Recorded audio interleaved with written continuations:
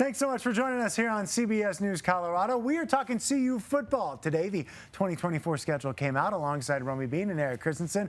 I'm Michael Spencer. We're going to break this thing down. Let's take a look at the first chunk of games, if you will. The season going to start against North Dakota State on August 31st. Then back-to-back road trips at Nebraska, at Colorado State, and then Baylor, and then at Central Florida. Romi, I'll start with you. What stands out about that first chunk of games as the Buffs enter year 2 under Prime? Well, we've known the non-conference play for a while, but I think this is great. North Dakota State is not a gimme, one of the perennial powerhouses in the FCS. And then you've got, just like last year, Nebraska, then Colorado State, but this time both of them are on the road. We know the heat with both teams. Those games were so testy. This is the last time they play CSU till 2029. It's in Fort Collins. Haven't played in Fort Collins since '96. We saw it even in the Prime documentary. We know there is tension. This is just going to be leveled up. What a way to kick off the season. Yeah, that scene at Canvas Stadium is going to be crazy because the Buffs have never played at Canvas Stadium, and it's been a long time since they've played in Fort Collins. So that scene is going to be wild. A couple notes about North Dakota State. They've won 9 of the last 13 FCF national championships, so they are no joke. I think they beat CSU maybe 5-6 years ago up in Fort Collins. And Nebraska, the Buffs are going for their 3rd straight win in Lincoln. Never been done before. You think no the CU team Huskers know about ever beaten Nebraska 3 times in Lincoln. Yes, they do, and Nebraska's going to be much better. They did really well in recruiting this year. They did really well in the transfer portal, and it pains me to say this, but I think Matt Rule's a pretty good coach. He did a great job at Baylor. So Nebraska's going to be better. I like the way this schedule shapes up. It gives Deion Sanders a lot of opportunities to motivate his guys and keep them focused in the offseason, not only through spring ball, but obviously when fall camp begins as well. Let's take a look at the next chunk of the schedule. 2 byes this year, one on October 5th, then Kansas State at Arizona, Cincinnati, and then a bye week as well on November 2nd. I think if you're Deion, you like the fact that you've got 2 byes. Give your guys an opportunity to rest up before you kind of hit that home stretch. I like the way those are positioned. I don't know why you wouldn't like 2 byes, especially if you had just that early bye. That probably wouldn't look great. Now you really space it out well. And I want to go back up to Central Florida, which we didn't get to from that first chunk, but I think this is going to be a huge test. First of all, we know how Colorado teams in general tend to play in Florida in September. This could be different. There's a lot of Florida kids on the roster, recruiting-wise, everything. It's kind of Deion's bread and butter that down there, right, at UCF. So I think that's going to be a really interesting game. CU's first game since 2008, I think, down in Florida. And then, of course, that's another team has been to, I think, 8 bowl games. That's going to be a tough matchup, too. So kicks off the slate, but I really like that one. And then I like the 2 byes. Think they're going to stay at Disney World? Happiest place on earth. Happiest place on earth. Take a few roller coaster rides, you know. That second part of the schedule that they showed, you have Kansas State, Arizona, and Cincinnati between the 2 bye weeks.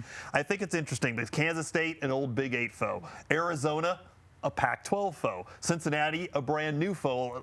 And that's kind of how this whole conference is set up. You have old Big 8 teams. You have a few old Big 12 teams. You have teams from the Pac-12. And you also have teams that you've never been in a conference with before. So I don't know if it's nostalgic going back to the Big 12, but it's a little bit of everything. It's old, it's new, it's recent. It's a little bit of everything. Yeah. Well, let's look at the latter part of the schedule because there will be some nostalgia there at Texas Tech, Utah, at Kansas, and then ending the season against an old Big 8 foe in Oklahoma State. I think this is going to be a really, really tough end to the season.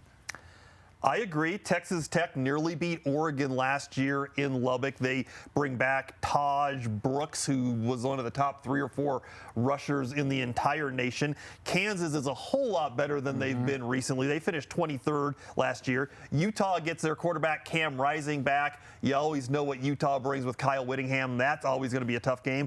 And Mike Gundy in Oklahoma State, they're always good. He gets the most out of what he has. That's a brutal 4-game stretch to finish the season. And just a funny kind of cherry on top, but Kansas right now, they're redoing the stadium, so that game is going to be played at Arrowhead. So potentially you could have Colorado teams either getting swept or sweeping at Arrowhead, but an interesting little nugget there as well. And look, November at Arrowhead, well, that could be some – the Buffs didn't really have many cold weather games, right? That could be one of the interesting ones throughout the year. They've lucked out with weather, but I like it. And you had mentioned this, Eric, about Oklahoma State ending with an old Big 12 rival. Yeah. That's kind of a fun little thing. But it's tough. You look at this, it's a tough stretch. And it's going to be even more than last year target on their backs. Yeah. I will say this, when we look at the schedule and we kind of project out, like, who are they going to beat, who are they not going to beat, I think the one thing we have to consider is we have no idea what Colorado's going to be like next year, right? With all the new players they're going to bring in, once again, a lot of guys from the transfer portal. It's going to be a brand new offensive line. It's going to be a brand new defensive line.